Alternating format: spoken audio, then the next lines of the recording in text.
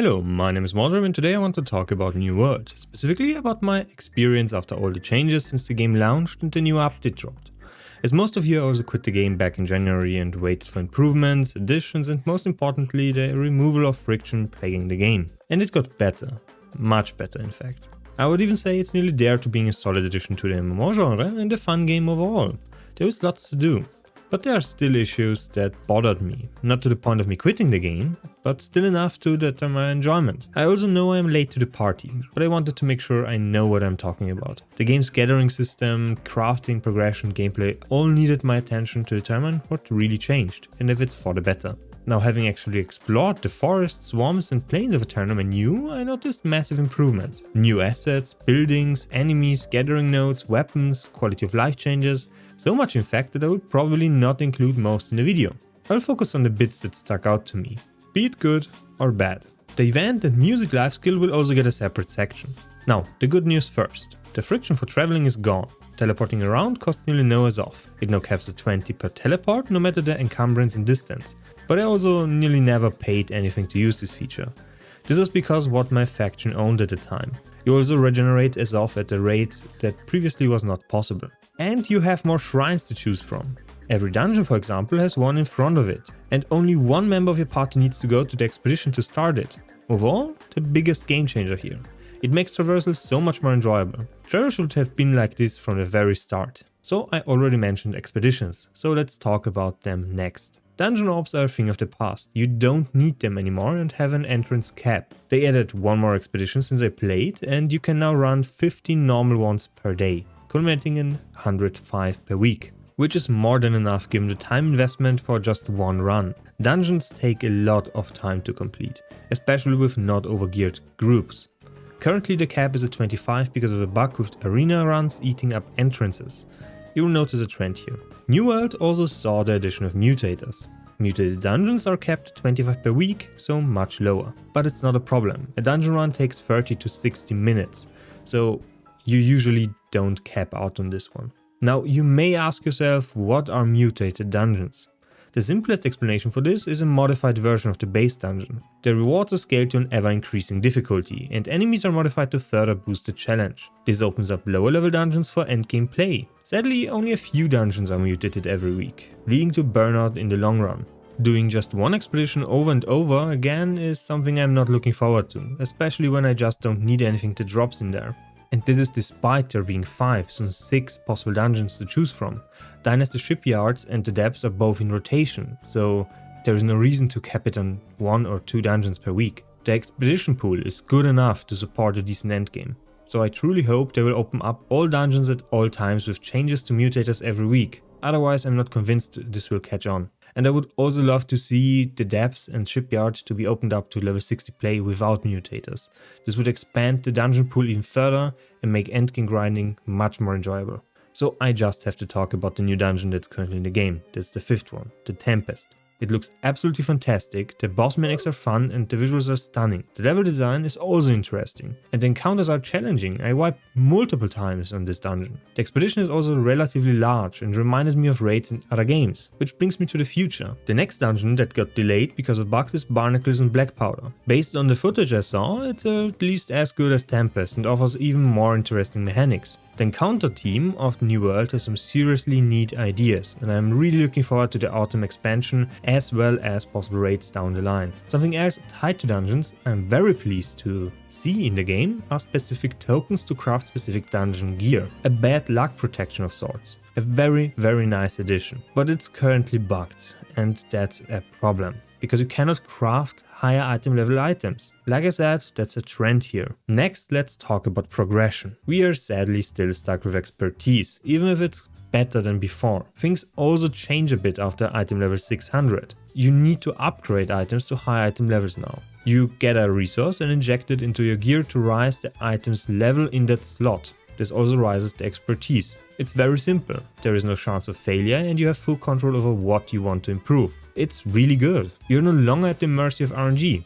You decide what you want to upgrade. But why not add it to earlier stages? Doing dungeons to rise that arbitrary number doesn't feel any good. Doing chest runs knowing I will never get an upgrade from them sucks. And you also get the resource already from chest runs. There is no need to have this type of gate in front of players. Let me loot something and upgrade it from the get-go. Seeing that item with great perks go to waste is a shame, but why not just get rid of the expertise system altogether? Its only purpose at this point is to gatekeep PvP and endgame PvE. You're not getting item upgrades, you're not getting competitive gear, you're just fishing for expertise bumps so you can get to 600 and farm the same dungeons again for a chance at a decent item, which is a real shame because of their last change to perk weightings on items. Getting decent weapons and armor while grinding is possible now, and only being able to salvage it hurts. So the solution to this is buying 600 gears with decent perks, right? Just like before. But you cannot just buy 600 gear pieces anymore and be good. For this you have to understand how bought gear behaves. New gear you acquire from the auction house now scales down to the average of your expertise in that slot and the item level of that item. For those of you being absolutely terrified that your old gear is gone, fear not. They didn't touch it and it's not scaled down. But anything new? Tough luck. Better get on that grind. There is no way for new players to catch up in a reasonable amount of time. And even if you finish your weapon and your armor, you still need to repeat this for other gear pieces. Everything that drops during your 600 grind is basically useless. If a new weapon comes out and you want to grind it, you need to start from 500. This is extremely tiresome, and I have this problem right now. I only do stuff so I can reach 600 in a slot and finally drop something useful that I can upgrade and keep. And new weapons? Don't get me started on this one. But there are also some positives. We got massive improvements to accessibility. There are more elite chests, higher chances for bumps and more overworld bosses as well as points of interest. The expedition entrance changes also enable us to farm dungeons for bumps. There are no orbs severely limiting our progress, and gypsum also helps with additional bumps for targeted slots. Everything also resets at a set time now, with chests displaying a specific time until they can be looted again. And they even increased the bump ranges with the update, so you can progress faster. Double the rate, stated in the patch notes. But it's bugged and not working. So what about crafting, refining and gathering? Stash space per city was limited and transporting goods was cumbersome. They kind of fixed it. You can now transfer items from one town to another without any cost. And loot store chests are worth double their weight increase now. You can also transfer goods from your stash in another city directly to your inventory. It's basically one singular stash now. Something that sours the taste a bit, you cannot search inventories at the same time, but that's nitpicky here. You have to look at each individually. As for crafting, it's all the addition of items making it possible to craft specific perks, attributes and even the item level of an item. Refining now only has one type of refining reagent, decreasing clutter. And gathering saw the addition of new nodes, better overworld layouts and faster respawn times. But sadly there is nothing new to gather. The XP requirements for life skills also saw a massive nerf, making maxing them out much more feasible. Regular double XP events also speed up the grind. They can also occur for character XP and weapon XP, so they are not exclusive for life skills. The next weekends will have music and fishing events, same as the last ones. So I jumped on the opportunity to catch some fish and grind to 200. Seeing that number go up is still one of the best times I had in a video game. The sound design, visuals and rewards come together to form a compelling, rewarding and fun activity. Something tied to all this is the auction house. It got some improvements.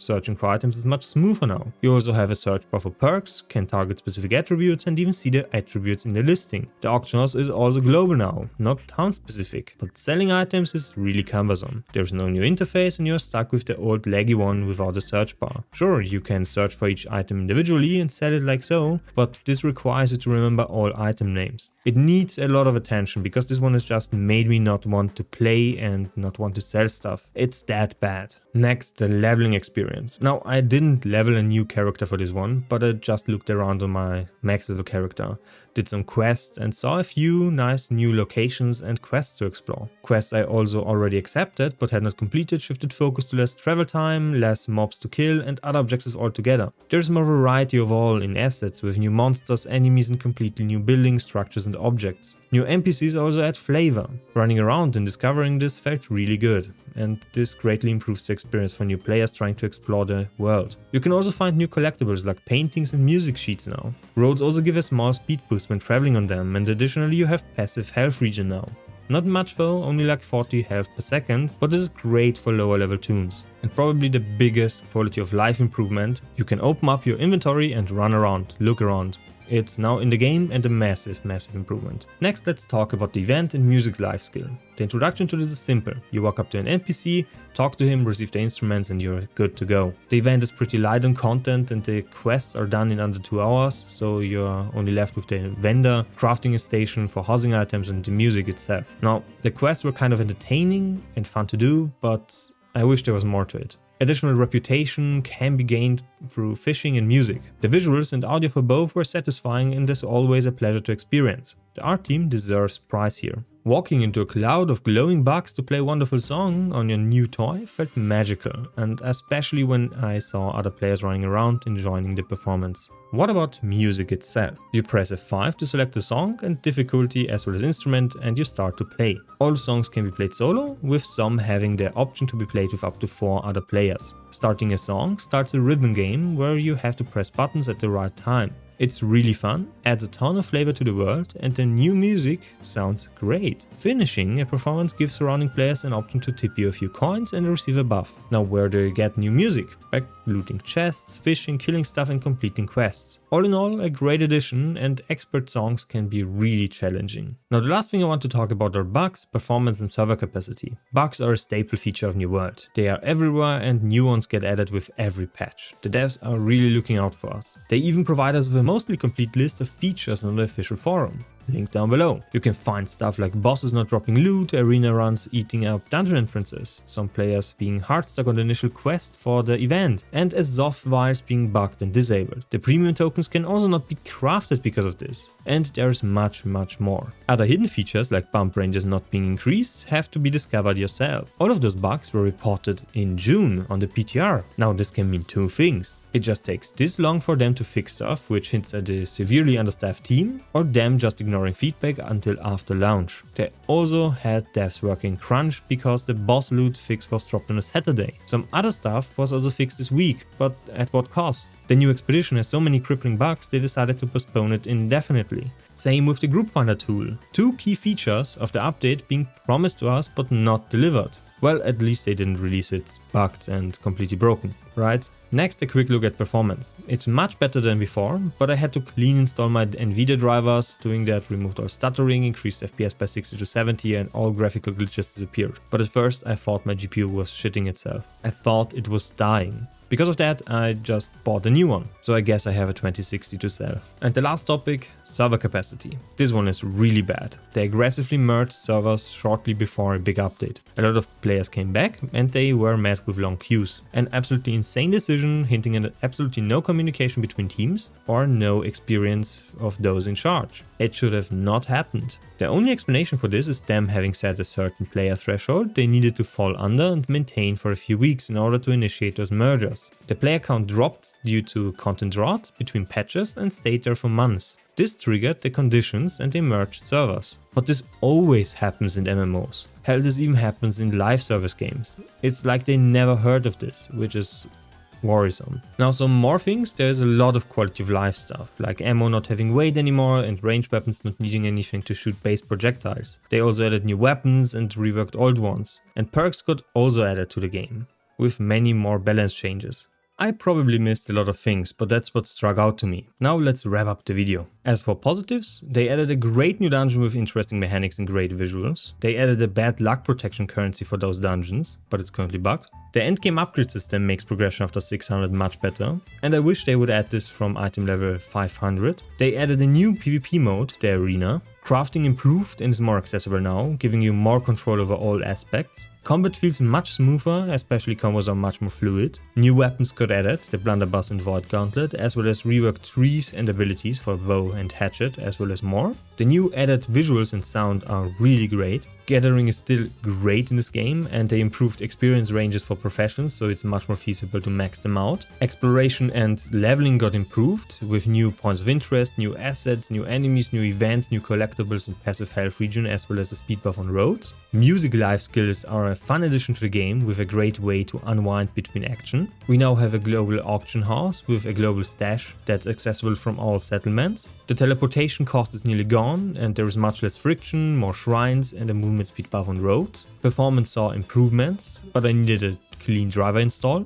Desync is also mostly gone. Many quality of life improvements saw the light of the day. Epic and legendary drop gear is much more likely to be decent now with new weightings for perks. And lastly, the game still doesn't have any pay to win elements. As for cons, the expertise system feels bad and gatekeeps endgame PvP and PvE. The endgame is kind of inaccessible to new players due to the expertise grind. The endgame mutator system is locked to a few specific dungeons per week, which makes burnout much more likely. There is no raids or world bosses in the game. There is not enough dungeon variety for endgame in progression because of depth and shipyard not being scaled to 60 and the mutators being locked to just a few specific ones per week. No new zones got added. There is still not enough enemy variety. This is true for gameplay and especially visually. The war system is still only for a select few per server. Some servers experience queues. The event is short, but still fun. There is a massive amount of bugs, not dupe level, but still. Barnacles and Black Powder, the new expedition, got delayed indefinitely. Same with the group finder. The auction house is still atrocious for selling, but saw improvements for buying. And gathering didn't see any expansion, so we are still gathering the same stuff. Overall, I think they did a fairly good job of improving New World, but it's still missing some core features to make it truly shine. The new dungeon is promising for the future of encounter design in this game, and Barnacle seems to follow up decently on the PTR. Though the delays and bugs are worrisome. A slowed down development cycle, no new overworld events similar to Breaches, only 2 new dungeons, no raids, no new PvP modes besides Outpost Rush, a bad progression system until item level 600, and no new zones severely limit the amount of enjoyment a new player can get. I still think the game will get there. The game has so much potential and I wish it was great already, but at this point I think it's only barely at a decent mark. I personally will keep playing because, well, it's still fun at its core, despite all its flaws. Now, if you want to see more reviews, previews and guides, make sure to leave a comment, like and subscribe. Anyway, next I will take a look at Tower Fantasy and I also have stuff prepared for Last Epoch, especially guides in the state of the game. Until then, see you next time and bye!